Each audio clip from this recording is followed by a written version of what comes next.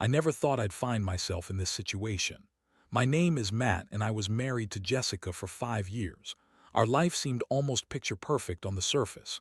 We had a cozy house on the outskirts of town, a gym that I built in our basement, and a dog named Max who was basically our child. We had our ups and downs like any couple, but we always managed to communicate, or so I thought. Lately, though, something felt off. It started with small things. Jessica was spending more time at the gym, which I found strange since I had set it up for her. I remember coming home from work, exhausted after a long day of overtime to pay for my dream home, only to find her disappearing into the basement. "I just want to get in shape," she'd said, sounding a little too defensive for my liking. I brushed it off, thinking maybe I was just being paranoid. But the changes kept piling up. She'd become distant, her phone always glued to her hand, and her late-night workouts felt more like excuses than anything else.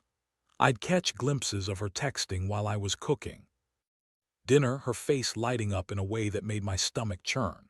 I couldn't put my finger on it, yet something was nagging at me, whispering that I needed to dig deeper. One night after another long shift, I came home to find the basement door locked. Jessica had insisted on having me time and wanted to work out alone. But I heard voices, two voices. It was late and I hadn't been invited. I knocked on the door, half expecting a casual response. "Just a minute," she shouted, her tone sharp and panicked. I felt a knot tightening in my chest. The next day, I decided to take a look around while she was out. I went into the basement and found the gym set up like a scene straight out of a bad romance novel. There were weights scattered about, and the faint scent of perfume lingered in the air. But it wasn't just that. I spotted a pair of men's sneakers under the bench press that definitely didn't belong to me. My heart raced as I bent down to pick them up. They weren't just any sneakers. They were brand name, expensive, and definitely not something I would ever buy. That was the moment it all clicked. The late nights, the excuses, the changed behavior, it all pointed to one thing. I felt sick to my stomach, like I'd swallowed a rock. I forced myself to breathe, but my mind was racing. I knew I had to confront her, but how do you approach someone with this kind of betrayal hanging over your head? It felt surreal, like a bad dream I couldn't wake up from. When Jessica got home that evening, she seemed cheerful, which made my skin crawl. I could feel the tension building as we sat across from each other at the dinner table.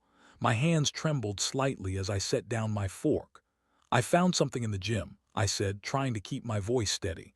Her eyes widened, and for a split second I thought I saw fear flash across her face. "What do you mean?" she asked, her voice a little too high-pitched.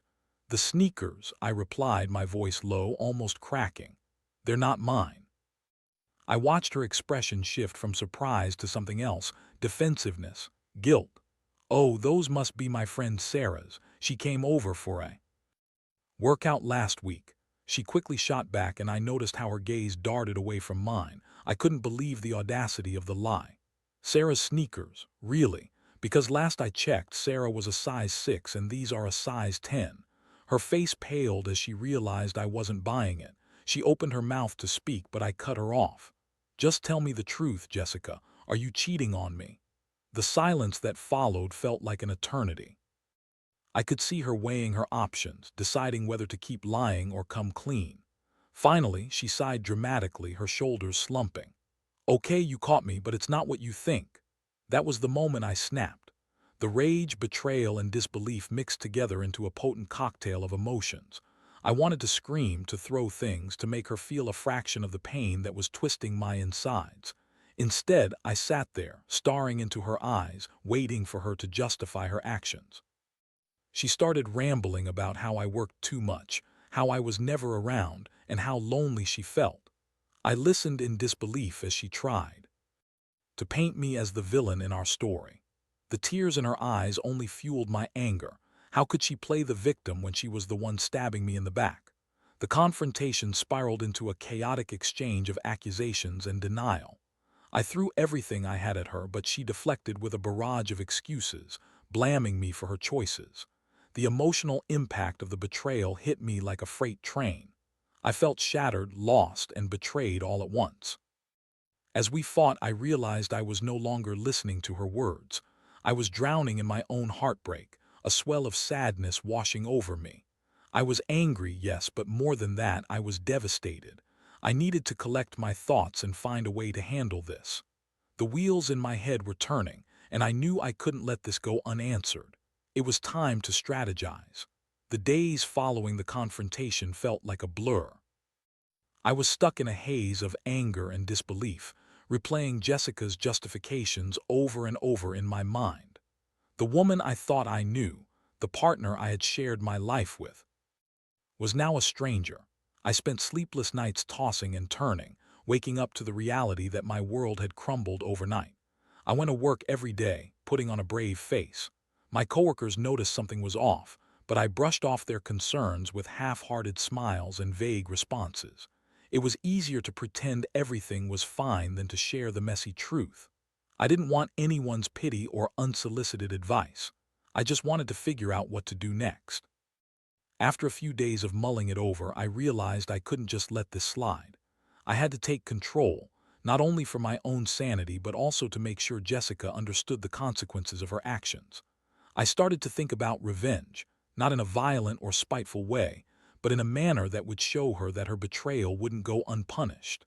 I began to gather evidence. I went through our shared accounts, combing through her social media, looking for any signs of her affair. I knew I had to catch her in the act, to expose the truth for what it was. The more I dug, the more the pieces fell into place. I discovered messages hidden in apps I hadn't even known existed, flirty exchanges that made my stomach turn. She was witty and charming in those texts, a stark contrast to the coldness she had shown me during our fights. I also reached out to a couple of mutual friends, the ones I trusted the most. I had to be careful. It was a delicate web I was weaving, and I didn't want to tip her off. I shared my experience with them, and they were shocked, but they also assured me they would keep an eye out. One friend, Brian, even offered to help me set up an untraceable video camera in the gym. It was a bold move, but in my mind, it was necessary. I needed the irrefutable proof of her infidelity before I could confront her again.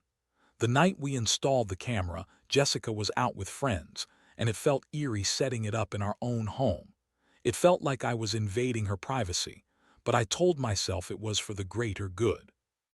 I had a sinking feeling in my gut, but I pushed it aside, determined to follow through with my plan.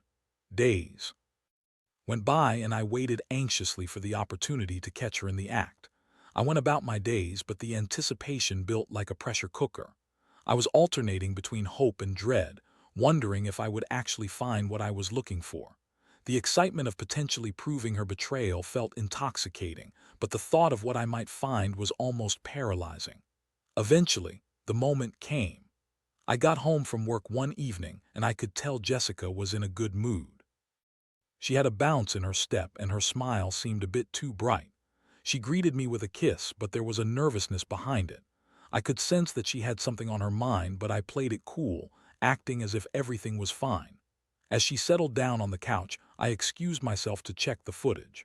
My heart raced as I pulled up the video feed. I watched intently, my pulse quickening with each passing second. Minutes felt like hours as I scanned for any sign of her unfaithfulness. And then there it was, the unmistakable image of her with another man in our gym. I felt like I had been kicked in the gut. They were laughing, touching, and it was clear they were more than just friends. The intimacy in their body language was sickening, and my anger boiled over. It was one thing to suspect, but to see it right in front of my eyes felt like a dagger to my heart. I quickly shut off the footage, my mind racing. I was flooded with emotions, rage, betrayal, and a deep sense of loss. I felt like a fool for trusting her, for believing her lies. The woman I loved had been deceiving me right under my nose, and now I had the evidence to prove it. As I composed myself, I knew it was time to execute my plan. I didn't want to just confront her. I wanted to make sure she truly understood the depth of her betrayal. I wanted her to feel the weight of her decisions. I decided to set up a meeting with her for the next day. I would lay it all out for her, show her the proof, and let her see the consequences of her actions. There was no way I was letting her walk away from this without accountability. That night I couldn't sleep. I replayed the footage in my mind, rehearsing what I would say to her, preparing myself for the emotional fallout. I felt a mix of dread and determination. I had never wanted to be that person, the vengeful husband, but I had to protect myself and reclaim my life. I was ready to take back the control she had taken from me, even if it meant facing the music. I was tired of being the victim in this twisted game. It was time for Jessica to face the consequences of her betrayal, and I would be the one to make sure she did. The next day felt like a slow march toward an inevitable confrontation. I woke up early, running through my plans in my mind repeatedly. I had the video saved on my phone and a folder with screenshots of text messages. I wanted irrefutable proof, not just for the confrontation but also to remind myself that I wasn't imagining things. This wasn't just a bad dream, it was my reality and I was going to face it head on. Jessica was in the kitchen when I stepped out of the shower. The smell of coffee wafted through the air, and for a moment it felt like a normal morning. Underneath it all, I felt a sense of urgency building. As she poured herself a cup, I tried to gauge her demeanor. Was she feeling guilty? Did she sense that I knew what she had done? She seemed cheerful, chatting about her plans for the day, but I could see through the facade. "Hey, can we talk later?" I asked, attempting to sound casual. Her smile faltered for just a moment, but then she nodded. "Sure, everything okay?" "Yeah, just some stuff on my mind." I couldn't help but feel a sick thrill at the irony of my words. My mind was racing with thoughts of betrayal, and here I was, acting like it was just another ordinary day. As the hours passed, I found myself growing increasingly anxious. I had plans to meet her after work, and I knew I needed to execute everything perfectly. I had to be calm, collected, and above all, ready for whatever excuses she might throw at me.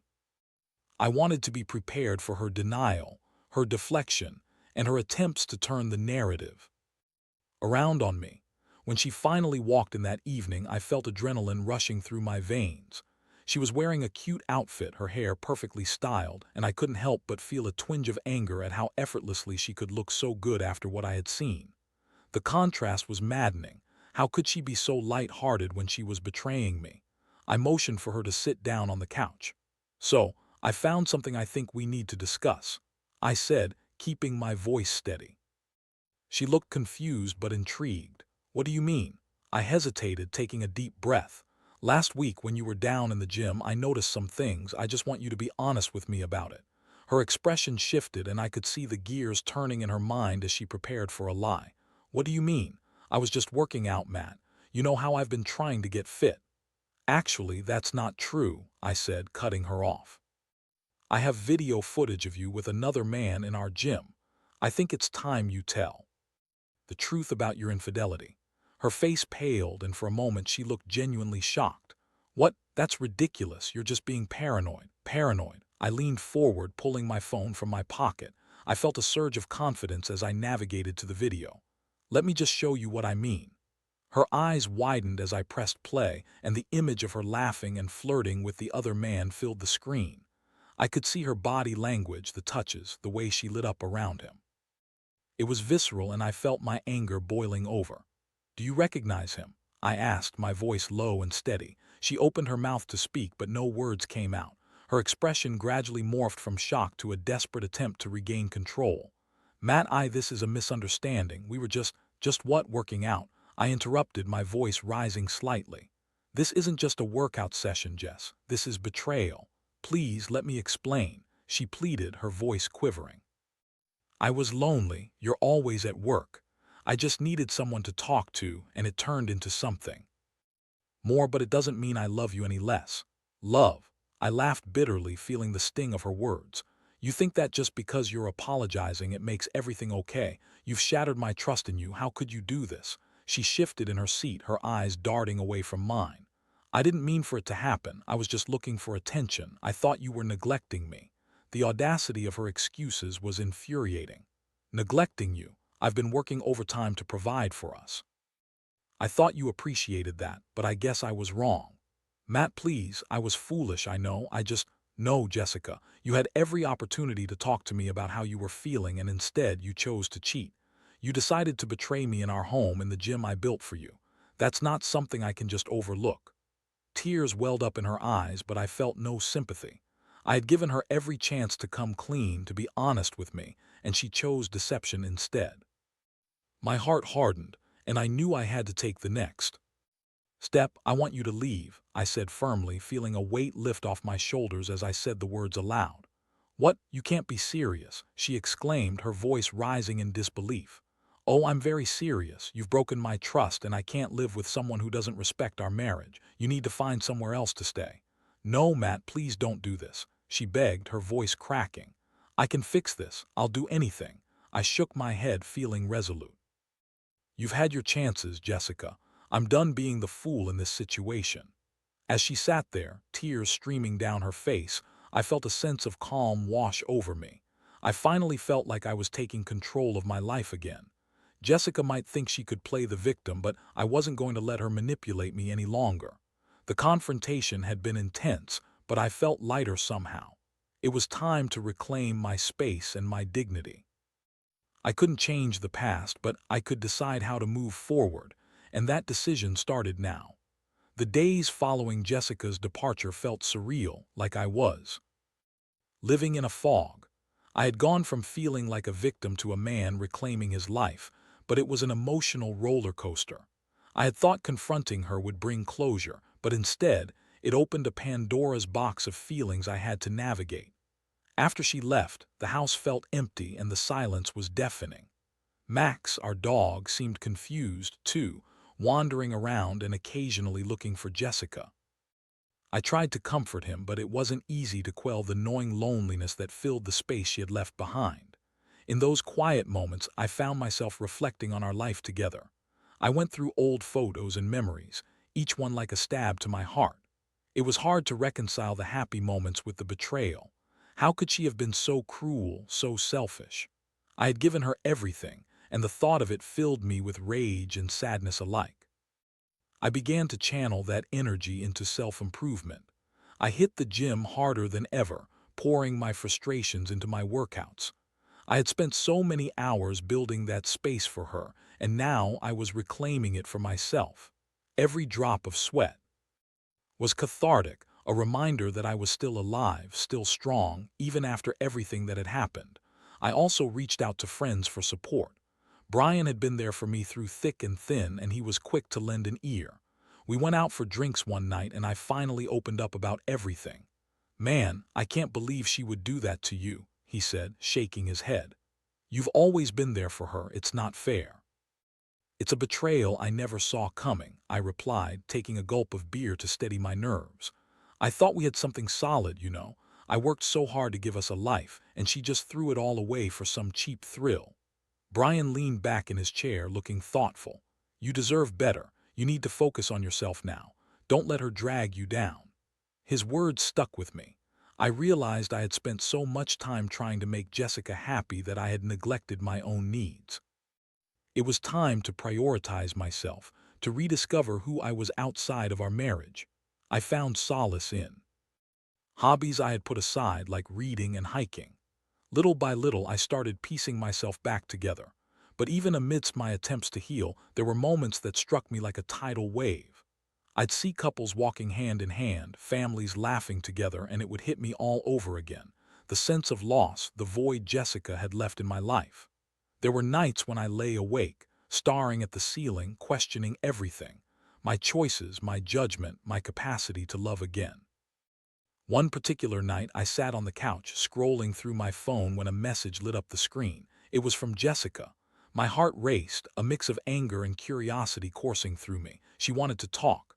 Part of me wanted to ignore it, to move on without her ever entering my life again, but another part of me was curious about what she had to say. I took a deep breath and decided to respond. "What do you want?" To my surprise, she replied almost immediately. "Can we meet? I want to talk about things about us." I hesitated, debating whether it was worth opening that door again, but the prospect of closure tempted me. I agreed to meet her at a cafe a few days later. I was apprehensive, unsure of what to expect, but I felt a strange sense of resolve. When I arrived, Jessica was already there, looking nervous. She had changed her appearance slightly, dressed more casually and without the usual makeup. It was a side of her I hadn't seen in a while, and it made me realize how much she had been trying to maintain an image before. "Hey," I said simply, taking a seat across from her. "Hey, thanks for meeting me," she replied, her voice shaky. "I know I have no right to ask this, but I really want to explain myself." I raised an eyebrow, crossing my arms defensively. "I'm listening, but I can't promise I'll like what I hear." She took a deep breath, her eyes glistening with tears as she spoke. "I've been doing a lot of thinking since we last talked. I've realized how much I've hurt you, how selfish I was. I never wanted to be that person." I sat in silence, my heart pounding. This was the moment I had both dreaded and anticipated. "And why should I believe you now?" I asked, letting my skepticism show. "Because I'm not asking for your forgiveness," she said, her voice cracking. "I just want you to know that I regret what I did. I destroyed the trust between us, and I know I can't take it back. I just want you to understand how sorry I am." Her words felt hollow, like echoes of the past attempting to resonate with me. I glanced away, absorbing the weight of her apology. "You knew what you were doing each time you lied to me. How can I ever trust you again?" "I know it's hard," she admitted, tears rolling down her cheeks. "But please let me work on making amends. I want to show you that I can be better. I don't want to lose you forever."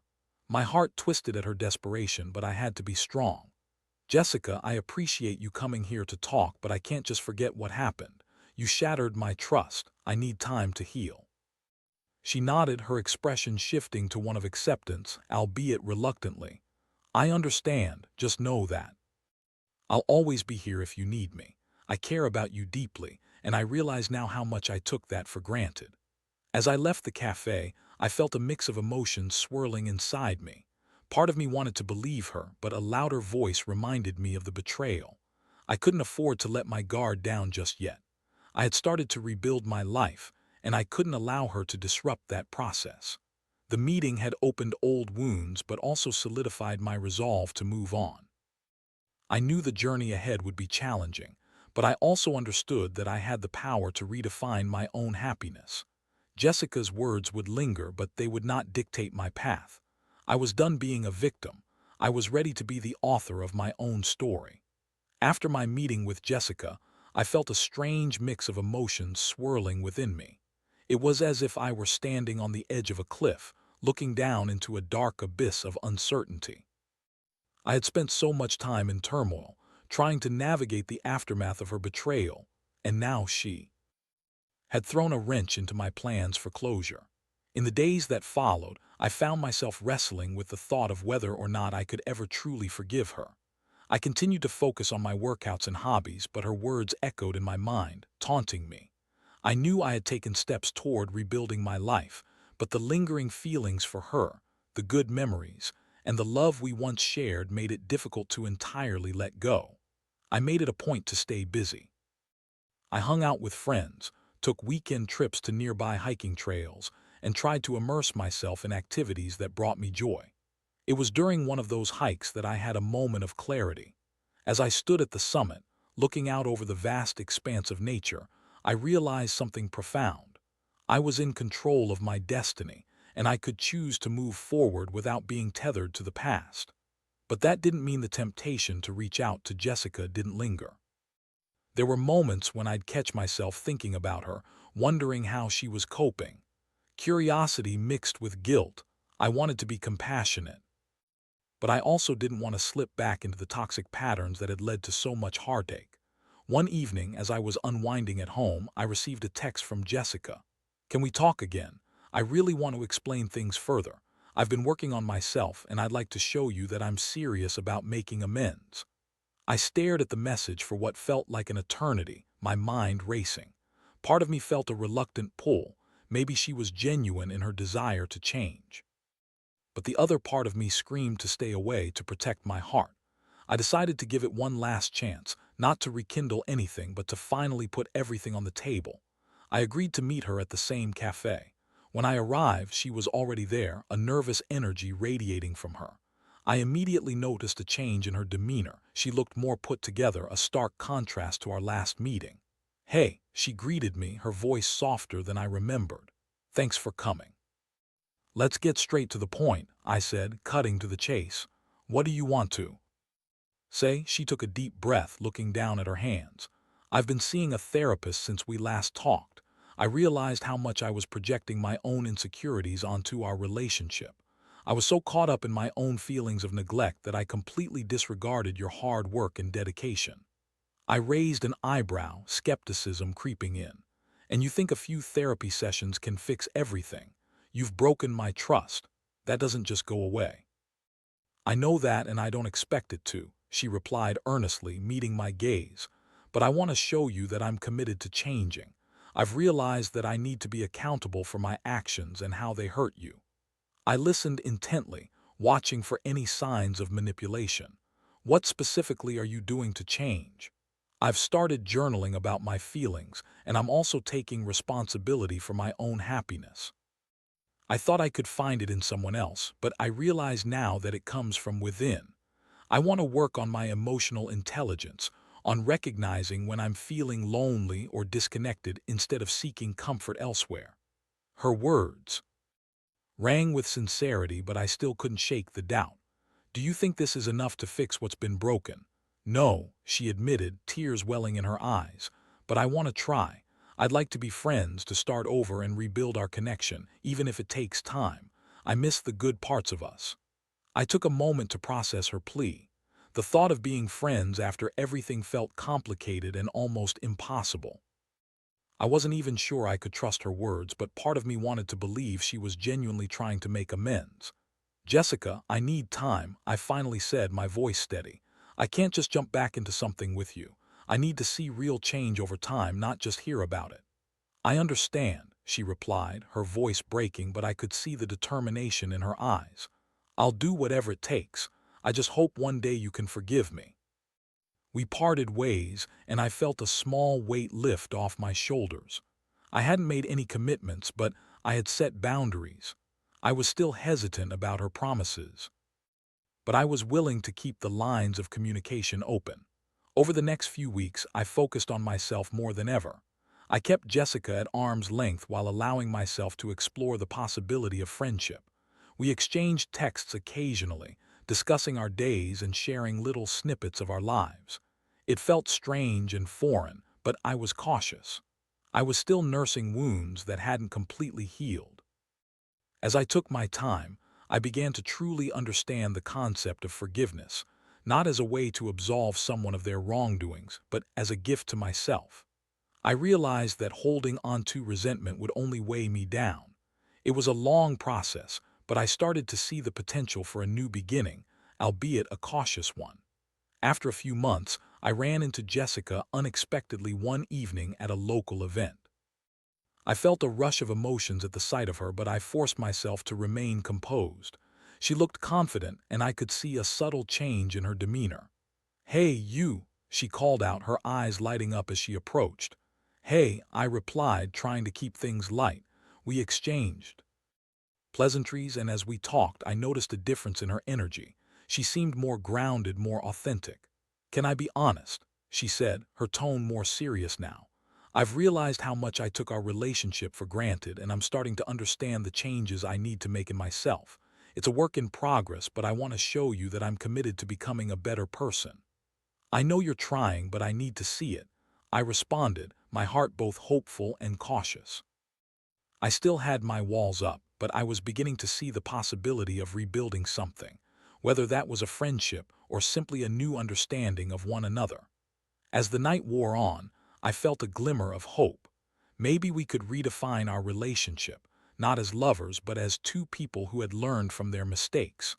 I didn't know what the future held, but I was finally ready to embrace the journey ahead. I had taken the first steps toward healing my heart, and now it was time to explore what this new chapter could mean for both of us. As the weeks progressed, I found myself navigating a new dynamic with Jessica. We began to meet occasionally, not just for coffee, but also to engage in activities that brought us both joy: hiking, visiting art galleries, and even going to the gym together. It was surreal to be in her presence again, especially after everything that had transpired. Each meeting felt like a delicate dance, balancing the weight of our past with the promise of something different. I started to notice changes in Jessica. She was more open about her feelings and seemed genuinely committed to her self-improvement. She shared stories about her therapy sessions and the different exercises she was doing to bolster her emotional health. It was refreshing to see her vulnerability, and for the first time in a long while, I felt a sense of hope. However, I remained cautious, aware of the fragility of our situation. I still had scars from the betrayal, and I wasn't ready to forget them. Trust was a long road to rebuild, and for every encouraging step forward, there were reminders of the painful past. I learned to protect my heart while also allowing myself to be vulnerable in small ways. I began to open up, sharing my own experiences and growth since our separation. One evening, as we sat on a bench overlooking the sunset during one of our hikes, Jessica turned to me, her eyes reflecting the fading light. "I wanted to thank you for giving me this chance," she said softly. "I know I messed up, and I can't change the past, but I'm grateful that you're willing to let me show you who I am now." Her sincerity struck a chord within me, and for the first time I realized how much I had missed this connection. The familiarity, the laughter, the joy of simply being around someone who understood me, it was a breath of fresh air. "I appreciate you too, Jess," I replied, feeling lighter. "But I need time. I'm still figuring things out for myself." "I understand," she nodded, her expression one of acceptance. "I'm here for the long haul, no matter how long it takes." As we continued to meet, I started to see glimpses of the woman I had fallen in love with years before. She was still there beneath the mistakes and lies, a version of herself that had been buried under insecurity and fear. I admired her determination to change, and I began to find solace in the idea that forgiveness didn't mean forgetting, it meant choosing to move forward. One day, while we were out for coffee, Jessica cautiously broached the subject of our future. "What if we took it slow? Like, just see where this goes. I don't want to rush into anything, but I'd like to explore the possibility of being more than friends again." I considered her words carefully. The idea of rekindling our romantic relationship both excited and terrified me. "I think that's fair," I replied, my heart racing. "But let's make sure we're both on the same page. I don't want to rush things and risk falling back into old patterns." "Agreed," she smiled, relief washing over her face. "I want to do this right this time. I've learned so much about myself, and I want to share that with you." With that, we began to navigate what it meant to rebuild our relationship. It was a slow and deliberate process, filled with conversations about our needs, expectations, and fears. We shared our vulnerabilities, and I found myself growing more comfortable opening up to her. Each step forward felt like a small victory, as we learned to communicate without the weight of betrayal looming over us. However, the journey wasn't without its challenges. There were times when doubts crept in, and I'd find myself questioning whether I was making the right decision. But each time I did, I reminded myself of the growth we both had experienced. I learned to trust my instincts and the changes I saw in Jessica, even when it felt uncomfortable. One evening, after a particularly fun date, we found ourselves sitting on my couch, laughing and reminiscing about old times. In that moment, I felt warmth flooding my heart, and I realized just how far we had come. I looked at her, the woman who had once shattered my trust, and felt an overwhelming sense of gratitude for this second chance. "Jessica," I said softly, my voice steady, "no matter what happens, I want you to know that I appreciate you. You've shown me that change is possible, and I'm glad we're on this journey together." She smiled brightly, her eyes sparkling. "I feel the same way, Matt. Thank you for believing in me even when I didn't believe in myself." As we sat there, side by side, I felt hope blooming in my chest. The road ahead would undoubtedly be filled with ups and downs, but I felt ready to face whatever came our way. The past had shaped us, but it didn't have to define us. We were two people who had experienced pain and heartache, but we were also two people willing to learn and grow from that pain. In that moment, I understood that love could be complex and messy, but it was also resilient. I was ready to embrace the uncertainty of our future together and to see where this newfound path would take us. Whatever happened, I knew that I had come out stronger on the other side, and for that, I was grateful. The journey toward healing and forgiveness was just beginning, but as we sat in the comfort of each other's presence, I felt a renewed sense of purpose. I was excited to explore the possibilities that lay ahead, knowing that this time I would be more vigilant and committed to both my own well-being and the relationship we were trying to build. And, as we shared a quiet moment, I realized that sometimes second chances can lead to the most beautiful beginnings.